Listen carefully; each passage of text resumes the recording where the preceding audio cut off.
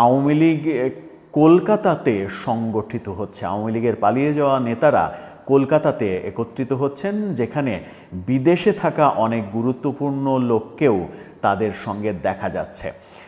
সম্প্রতি আল জাজিরার সাংবাদিক জুলকারনাইন শাহের একটি ফেসবুক পোস্টে সেরকম তথ্য, দুটি ছবি সহ সেরকম তথ্য প্রকাশ করেছেন। সেখানেই বলা হচ্ছে কলকাতায় আওয়ামী লীগের নেতারা এক জায়গায় হয়ে একটা ইফতার পার্টির আয়োজন করেছিল এবং তারা একটা ইফতার পার্টি করেছে। বলা হচ্ছে, শোনা যাচ্ছে যে কলকাতায় তারা একত্রিত হচ্ছেন, তারা কলকাতায় বড় ধরনের পরিকল্পনা করছেন। এবং দুদিন আগেই যে খবরটা রটেছিল যে শেখ হাসিনাকে কলকাতায় নিয়ে আসা হয়েছে, সেই খবরের সঙ্গে জুলকারনাইন শাহের এই পোস্টের কোনো সম্পর্ক আছে কি না সেটা আমরা একটু বিশ্লেষণ করে দেখার চেষ্টা করব। সেই আলোচনাই করব এই ভিডিওতে। দর্শক থাকবেন পলিটিক্স টিভির নিয়মিত আয়োজনে।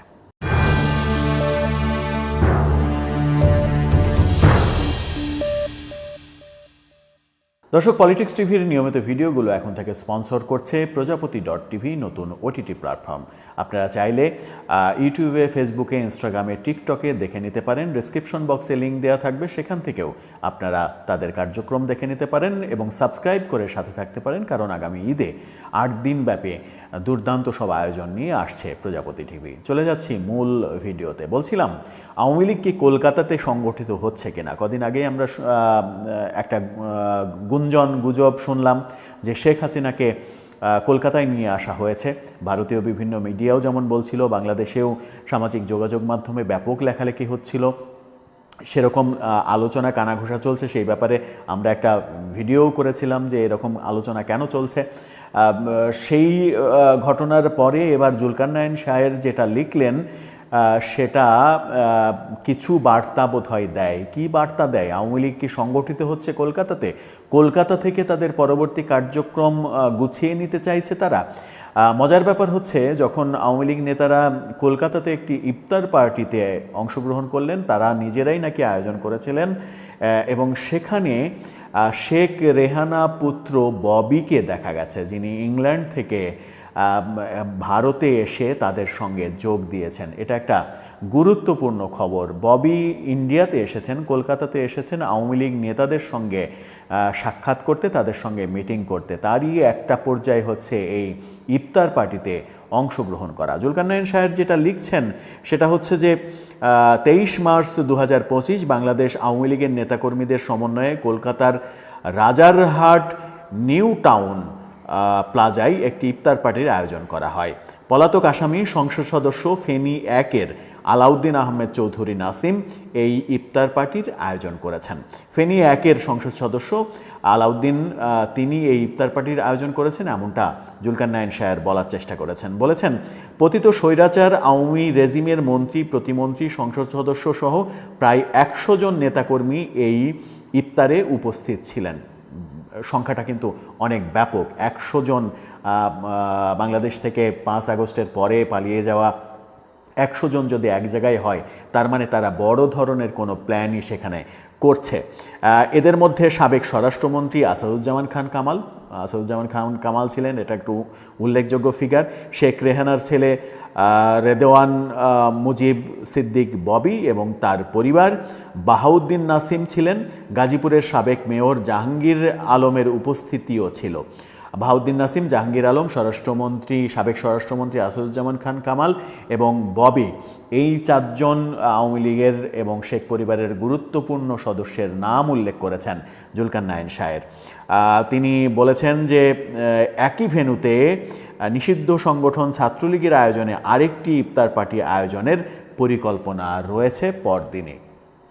অর্থাৎ পরদিন বলতে আমরা যে ভিডিওটা করছি, যে দিনটা চলে গেল, আজকের কথা বলা হয়েছে। সেটা হয়েছে কিনা সেই আপডেটটা তিনি যেহেতু দেননি, যে জানার আমাদের তেমন কোনো সোর্সও নাই, সেটা হয়তো জানা যাবে। তিনি দুটো ছবি এখানে দিয়েছেন এবং দুটো ছবিতে বোঝানোর চেষ্টা করেছেন যে এখানে ইফতার পার্টিটা হচ্ছে এবং একটা ছবিতে একজনকে দেখা যাচ্ছে, পেছন দিক দেখা যাচ্ছে, সেটাকে লাল বৃত্ত দিয়ে ঢেকে দিয়েছেন। সেই স্ক্রিনশটটা আপনারা দেখলেই বুঝতে পারবেন। তাকে দেখে আমার কেন যেন মনে হচ্ছে যে তিনি গাজীপুরের সাবেক মেয়র জাহাঙ্গীর আলম হতে পারেন, অন্য কেউ হতে পারেন, পেছন থেকে মনে হচ্ছে জাহাঙ্গীর আলমের মতো। জুলকারনাইন সাহেব যখন এই ইনফরমেশনটা দিলেন, আওয়ামী লীগ সংগঠিত হচ্ছে কলকাতায়, 100 জন নেতা একসাথে ইফতার করেছেন এবং ববি এসেছেন, রেহানা কন্যা ববি, তিনি এসেছেন কলকাতায়। তার মানে ববি নিশ্চয়ই তার মায়ের সঙ্গেও দেখা করতে এসেছেন, খালার সঙ্গেও দেখা করতে এসেছেন। তার মানে ববি কি সজীব ওয়াজেদ জয় একটু কি ব্যাক গিয়ারে আছেন? এখন কি ববিকে সামনে নিয়ে আসা হয়েছে এই ম্যানেজমেন্টগুলো করার জন্য? সেটাও একটা গুরুত্বপূর্ণ বিষয়। সজীব ওয়াজেদ জয়ের অনেক দিন খুব বেশি কার্যকলাপ চোখে পড়ছে না। আমেরিকা থেকে খুব বেশি কার্যকলাপ যে তিনি করছেন সেরকমটা অন্তত সামাজিক যোগাযোগ মাধ্যমে আলোচনা নেই। কদিন আগে একটা বিধ্বস্ত ছবি প্রকাশ হয়েছিল যে সজীব ওয়াজেদ জয় বিধ্বস্ত, তাকে চেনাই যাচ্ছে না। এছাড়া গত 2-3 মাসে সজীব ওয়াজেদ জয় সম্পর্কে তেমন একটা তথ্য পাওয়া যায়নি। ঠিক সেই সময় সিনারিওর সামনে আসলেন রেজওয়ান সিদ্দিক ববি। ববি যদি অর্গানাইজ করে থাকেন সব কিছু, বলা হচ্ছে ফেনী 1-এর সাবেক সংসদ সদস্য আলাউদ্দিন সাহেব তিনি এই আয়োজনটা করেছেন এবং সেখানে সাবেক স্বরাষ্ট্রমন্ত্রী আসাদুজ্জামান খান কামাল, বাহাউদ্দিন নাসিম, তারা যদি উপস্থিত থাকেন, তার মানে এটা আওয়ামী লীগের কোনো প্ল্যান গেম। আওয়ামী লীগ কোনো প্ল্যান করছে কলকাতায় বসে। যে গুঞ্জনটা ছিল 2 দিন আগেও যে শেখ হাসিনাকে কলকাতায় আনা হয়েছে, সেই গুঞ্জনটা যদি সত্য হয়ে থাকে তাহলে কি শেখ হাসিনা এই নেতাদের সাথে কলকাতায় মিটিং করার জন্যই এসেছিলেন? সেটিকেও উড়িয়ে দেওয়া যায় না, কারণ এখন পর্যন্ত শেখ হাসিনার অবস্থান নিয়ে ভারত কোনো খোলাসা মন্তব্য করেনি, খোলাসা ইঙ্গিতও দেয়নি।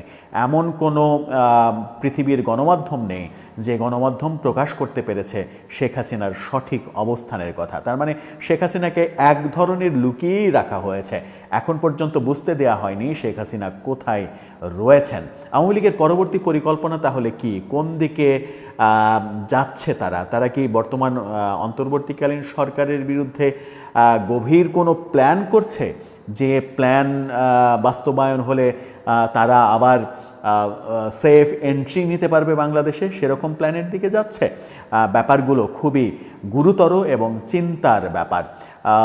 যে প্ল্যানই হোক না কেন, যা কিছুই হোক না কেন, আমাদের প্রত্যাশা থাকবে দেশে যেন কোনো ধ্বংসাত্মক কর্মকাণ্ড না ঘটে, দেশ যেন অস্থিরতার দিকে না যায়, দেশ যেন সুস্থ থাকে। দেশকে সুস্থ রেখে আপনারা আপনাদের যে কোনো রাজনৈতিক কর্মকাণ্ড করতেই পারেন, সেটা আপনাদের বিষয়। কিন্তু আমরা যারা সাধারণ মানুষ, সেই সাধারণ মানুষের একমাত্র থিঙ্কিং হচ্ছে দেশটা যেন সুস্থ থাকে, মানুষ যেন 3 বেলা খেয়ে পরে বাঁচতে পারে। দর্শক, আপনার কি মনে হয় এই পরিকল্পনায় আওয়ামী লীগ কোন পথে এগোচ্ছে?